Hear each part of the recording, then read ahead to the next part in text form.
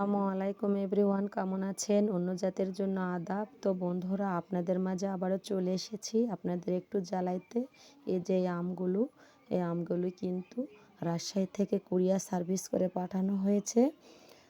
কিভাবে সারা বছর সংরক্ষণ করবেন বা কিভাবে কেমিক্যাল ছাড়া পাকিয়ে নেবেন সতেজ আম আর ম্যাঙ্গো জুস করে নেবেন, সেটা কিন্তু অলরেডি আমি দেখাইতেছি। ব্লেন্ডারে ব্লেন্ড করে নিতে পারেন এবং আমার মতো এরকম চাকুনি দিয়ে ঘষিয়ে নিয়ে ফ্রিজ থেকে আইস সাথে দিয়ে সামান্য যার সুগার চিনি খাওয়ার প্রয়োজন আছে দিয়ে দিবেন, না হলে ফলের রসে যে ম্যাঙ্গো জুসটা হয়ে যায় এটা কিন্তু খেয়ে নিতে পারেন।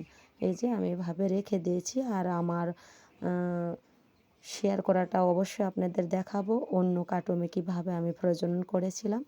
এই যে পারফেক্ট একটা ম্যাঙ্গো জুস, স্বাস্থ্যসম্মত, কেমিক্যাল ছাড়া। জাস্ট এটা ডিপ ফ্রিজে 2 মাসের জন্য সংরক্ষণ করে রেখে দিতে পারেন। আর আমরা খাবো এবং সংরক্ষণ করে রাখবো, কারণ আম ফুরিয়ে গিয়েছে আর পাবো না। যখন মনটা চুচু করবে খাওয়ার জন্য তখন বের করে খেয়ে নেব, তৃপ্তি করে শান্তি লাগবে এবং ঘ্রাণ মনমুগ্ধকর হয়ে যাব পাকা আমের। সারা বছর তো রেখে খাইতেই পারেন, জাস্ট আমি 2 মাসের জন্য সংরক্ষণ করলাম। আর এই যে 7 আপের বোতলে আমি রেখে দিচ্ছি, সরি প্রাণাপের বোতলে রেখে দিচ্ছি।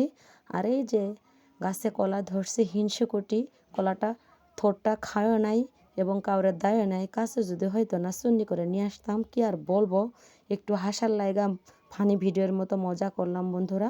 তো ভালো থাকবেন, সুস্থ থাকবেন, আল্লাহ হাফেজ, বাই বাই, টাটা।